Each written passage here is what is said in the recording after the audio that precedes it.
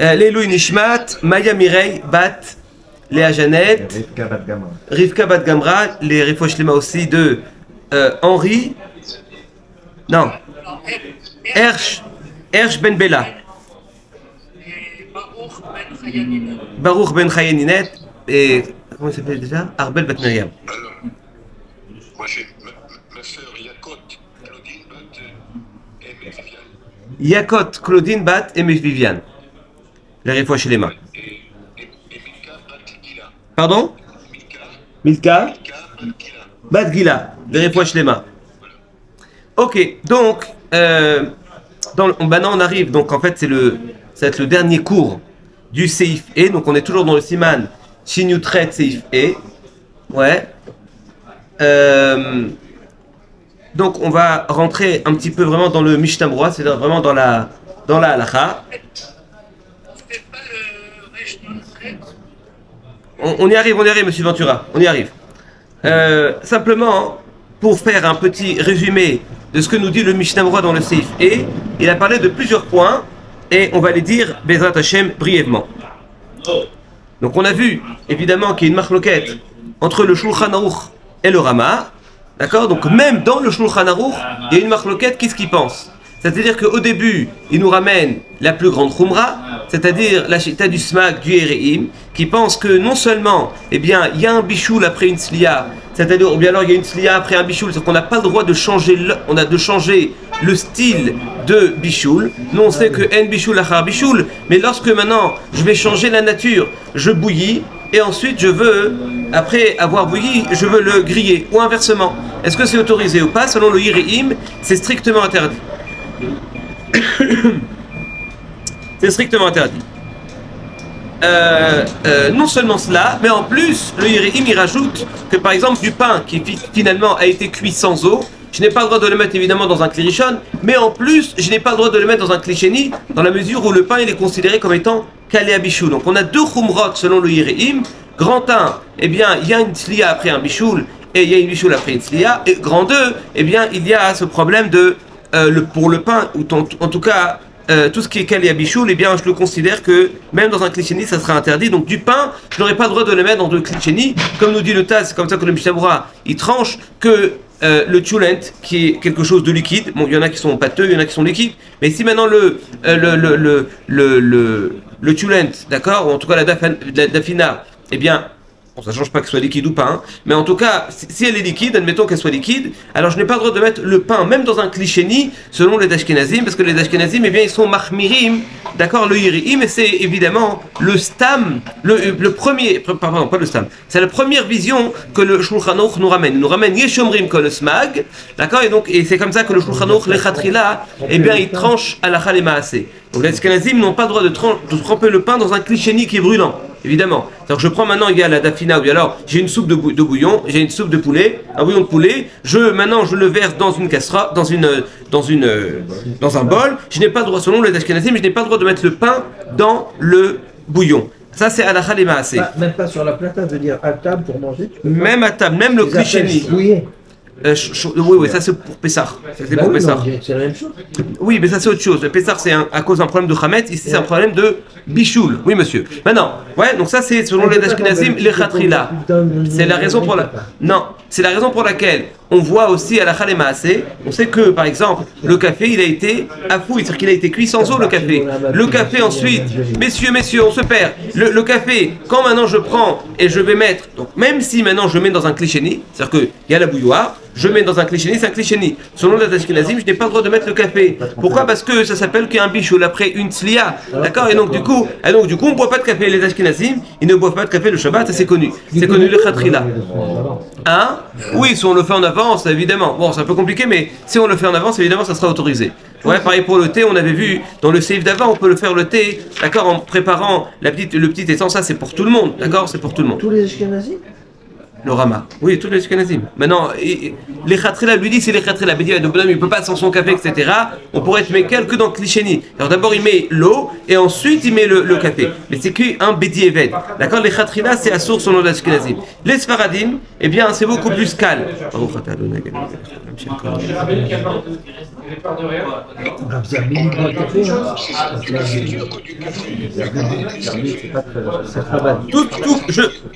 Tout café, tout style de café c'est interdit, même le café qui a été cuit déjà, parce que le mode de cuisson il était sans eau. Donc en fait c'est ce qu'on appelle bichou la hartzilia. Donc selon les Ashkenazim il n'y a aucune différence. Selon nous, selon les Sfaradim, eh bien il y a un Shulchan Aruch. Dans le Shulchan Aruch on a vu deux visions. Il ramène en tant que Yeshomrim le smag et il dit veyesh matirim. Et nous on connaît le principe que yesh veyesh à la hakesh batra comme le deuxième veyesh. Donc on ématir. Qu'est-ce qu'on ématir? Là sur ça il y a une marloquette. D'accord? Le Magan Abraham, le Mishnah Brura et encore d'autres Primegadim, etc. Eux ils pensent que le yesh matirim c'est que tout ce que le Shulchan Aruch a autorisé c'est dans un klisheni. C'est-à-dire que je peux prendre mon pain et le mettre dans un klisheni, là il n'y a aucun problème. Comme la chita du tour. Mais le mettre dans un klirishon, c'est-à-dire que ma dafina, je l'enlève par exemple de la plata, je veux mettre mon pain dedans, ça, eh bien tout le monde sera d'accord que ça sera strictement interdit. C'est comme ça que le Magan Abraham et encore d'autres, eh bien ils tranchent à la Khalemase selon les Shulchan Aruch. Donc pour nous, donc en fait c'est une vision dans le Shulchan Aruch. Nous qui sommes poskim comme le Shulchan Aruch, eh bien ça devrait être interdit de le mettre dans un klirishon. Viens Rav Ovadia, viens les poskim Sfaradim en général, et ils comprennent. Et ils comprennent. Sur la table au Shabbat. Alors, non. On n'a pas le droit d'amener la casserole. Oui, ça c'est un autre problème. Je parle maintenant. Oui, vous avez raison. Je parle maintenant d'un cas, un bonhomme. Il y a maintenant la casserole, elle est sur la plata. Je la sors. Il veut mettre du pain. Pourquoi? X raison. On va pas rentrer dans sa tête. Le bonhomme, il veut mettre son pain à l'intérieur. Oui ou non? Selon cette vision-là, ça sera interdit parce que yesh bichou la chartilia, pas dans un klirishon, pas dans un klisheni, mais au moins dans le klirishon, et bien justement c'est interdit. Viens Rav Ovadia, viens les d'autres les poskim sfaradim, eux ils disent non monsieur. Tout ce que le Shulchan Aruch il a autorisé, c'est même dans le klirishon. Donc en fait, on a maintenant dans le Shulchan Aruch deux visions. Donc pour les Sfaradim, deux visions. Il y en a qui disent que le klirishon c'est interdit. Il y en a qui disent que non, que le Shulchan Aruch, tout ce qu'il a autorisé, c'est même dans un klirishon. D'accord? Il n'y aura aucun problème. Donc je vous donne un exemple. À la Khalemase, un exemple. D'accord? Simplement pour que ça soit bien clair. Il y a un bonhomme, il a fait griller un poulet avant Shabbat. Il a fait griller, d'accord, au four, sans rien. D'accord? Sans rien. Donc il a été grillé. Je le prends ce morceau de poulet et je veux le mettre dans la casserole, d'accord, dans la casserole dans laquelle il y a un bouillon. Il y a un bouillon de légumes. Je vais mettre maintenant mon poulet qui a été grillé avant Shabbat. Alors là c'est une marloquette. Hein? Selon les Ashkenazim, c'est sûr c'est interdit. Selon les Sfaradim, c'est une marloquette. Ceux qui vont selon le Mishnah Brura dans l'explication du Shulchan Aruch, eh bien ça sera interdit. D'accord? C'est ceux qui vont comme Rav Ovadia et Rabbi Shaul, ça sera autorisé parce que justement ça dépendra de ces deux notions-là. D'accord? Donc ça, c'est par rapport à Bishul Acher Tziliya ou Tziliya Acher Bishul. On a vu aussi cette notion que de l'oignon... Ah, alors ça veut dire à la finale on peut?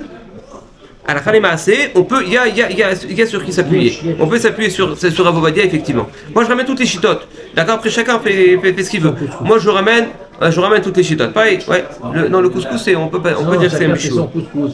Voilà. Moi je ramène tout le monde. Nous, on aime tout le monde, on ramène tout le monde. D'accord? Je continue. Ça c'était par rapport au premier point. Le deuxième point, on a vu que l'oignon, selon le Mishnah Brura, il dit que il y a plein d'aliments sur lesquels on n'a pas on ne sait pas si ça s'appelle Kalea Bishul ou ça s'appelle pas Kalea Bishul. Et lui il considère par exemple que l'oignon, ça s'appelle Kalea Bishul. L'oignon que je coupe, d'accord? Donc lui dit, il va dire comme ça, même si, eh bien justement évidemment je ne pourrais pas le mettre dans un klisheni, d'accord? Klisheni, d'accord? Pourquoi? Parce qu'il y a un problème de Kalea Bishul. Ok. Et on a vu aussi un point qui s'appelle Davar Gouche.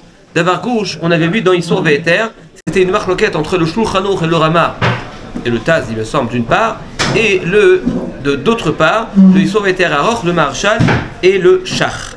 C'est quoi Davar Gouche? On a expliqué hier que c'est un aliment qui n'est pas dans un liquide. Et là, on va expliquer. On a vu un Tosfot. Tosfot, il dit pourquoi le Kli Rishon. D'accord. Donc en fait, le Kli qui était sur le feu, et lui, il est Mevachel, tandis que le Kli Sheni, donc l'ustensile dans lequel, eh bien, on a versé le Kli Rishon, eh bien, il n'est pas Mevachel. Quelle différence entre le premier Keli et le deuxième Keli? Ça, c'est la question de Tosfot. Tosfot répond, il dit parce que le deuxième Keli, il y a ce qu'on appelle des panot mekarerot, c'est-à-dire que les parois, ils vont refroidir, d'accord, le contenu, ouais. D'accord, donc en fait, ce qu'on a mis dedans, il va le refroidir. Donc c'est la raison pour laquelle ça ne va pas être Mevachel. Vient le Isson Véter à Aror, et vient le Maharshal, et c'est comme ça que le char est possèque.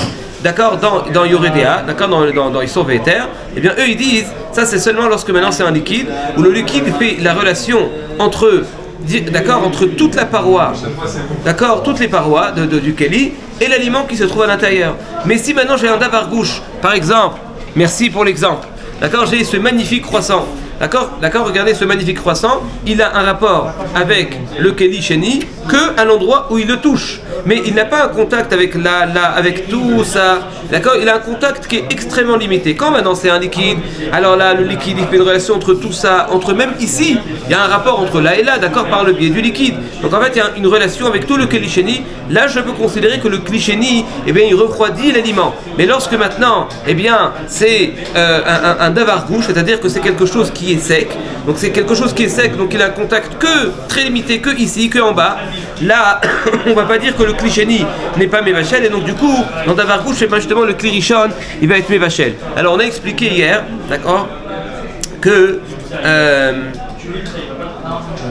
oui, donc en fait, selon certains poskim, eh bien, lorsque j'ai un morceau de viande qui est maintenant, par exemple, sur la plata, je le mets dans mon assiette qui est Kli Sheni, d'accord, il y en a qui disent que ça c'est un Kli Rishon.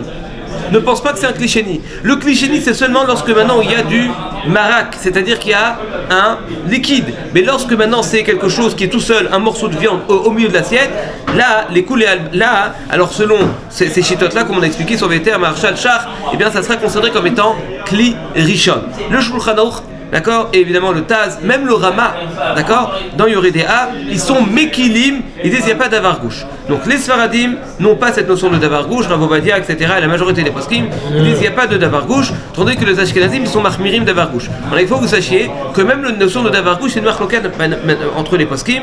Est-ce que le davar gouche, il est ce qu'on appelle maflit ou mavlia, c'est-à-dire qu'il y a une passation de goût, mais il n'y a pas véritablement un vrai bichoul, c'est-à-dire qu'il n'y a pas une transformation dans l'aliment lui-même, c'est une marloquette. Le Mishnah Berurah, il tranche les achmir, c'est-à-dire que le davar gouche, non seulement, eh bien, il y a une passation de goût, mais en plus il y a un véritable bichoul, et donc par rapport à Shabbat, ça sera problématique, d'accord, de mettre, d'accord, même n'importe quel aliment, par exemple, il y a un schnitzel, d'accord, qui est sur la plata, je le mets maintenant dans mon assiette, je vais mettre au-dessus un petit peu de citron.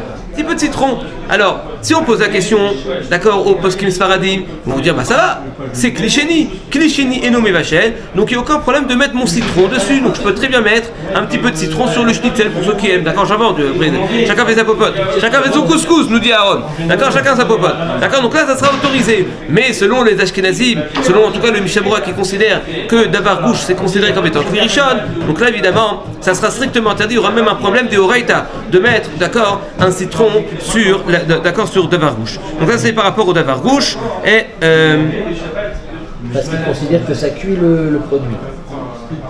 Exactement. Voilà. Maintenant le Rama, le Mishnah Berurah, eh bien est mekil dans un certain cas. On avait parlé hier de matzeket. C'est quoi matzeket? C'est la louche. Matzeket. Alors véritablement matzeket, c'est pas écrit ça dans le Mishnah Berurah, mais moi je vous le dis pour votre culture générale. D'accord, c'est important d'être cultivé, ouais, d'être culturationné, nous dit Stéphane, ouais, d'être cultivé, pas seulement, d'accord, dans les matières chol, même dans la Torah il faut être cultivé, il faut justement faire des bases, ce qu'on est en train de faire, on est en train de construire des bases. D'accord, il y a ce qu'on appelle matzeket. C'est quoi matzeket? Matzeket, c'est une louche, donc il rentre vraiment dans le Kli Rishon. Lorsque maintenant il sort du Kli Rishon, il a un digne de Kli Rishon ou il a un digne de Kli Sheni? Parce que Kli Sheni, alors oui, monsieur Assouli nous dit que c'est Kli Sheni. Moi j'ai envie de dire peut-être pas. Kli Sheni, c'est lorsque maintenant on a vu que le Keli il est mékarer, il est metzanen, c'est-à-dire que les parois, eh bien ils vont refroidir. Mais quand les parois eux-mêmes ils sont rentrés dans le Kli Rishon, Donc les parois eux-mêmes, elles deviennent aussi klirishon parce qu'elles-mêmes, elles sont chauffées par le klirishon. Donc, en fait, c'est un safek du Taz. Est-ce que c'est considéré comme étant klirishon, klisheni? En tout cas, à la Khalema, c'est le Mishnah Brura pour les Ashkenazim, eh bien, il autorise de mettre le pain, d'accord, dans un tchoulet que j'ai servi avec une louche. C'est-à-dire, j'ai le klirishon, il y a le tchoulet, où il y a le bouillon de poulet, où il y a la dafina, chacun avec la pkaïla, chacun avec ses minagim. On ne rentre pas, comme je dis toujours, on aime tout le monde. D'accord, donc je prends maintenant la dafina ou ce que vous voulez, d'accord, dans une louche. Selon, la louche, elle peut être considérée comme étant klisheni. C'est un safek, ça peut être considéré comme étant klisheni. Je le mets dans mon bouillon, dans mon assiette, pardon, excusez-moi, dans mon assiette, l'assiette, elle peut être considérée comme étant klishlishi. Donc là, j'ai un klishlishi, et je veux mettre maintenant du pain. Alors là, on va dire non, parce que, d'accord, yesh bishul achar tzliya. Alors je te dis oui, même s'il y a bijou d'achartila, mais là on n'est pas dans un cliché, on est dans un cli shlishi. Alors cli shlishi, dans un cas, d'accord, donc d'accord, ou même tout ce que le Rama il est mahmir, le smag, c'est simplement les khatrila, mais Bedievet va daï que le Rama il sera d'accord, que en bijou l'achartila, en tout cas, que dans un cliché on pourra être matière évidemment. Donc dans un cas où c'est vraiment un cli shlishi, là il n'y aura pas de problème, selon tout le monde, ça sera autorisé. C'est comme ça que le Mishnah Brura il tranche qu'on peut, d'accord, dans un cas de matzeket où c'est un cli shlishi, on peut s'appuyer sur le Pri Megadim qui autorise.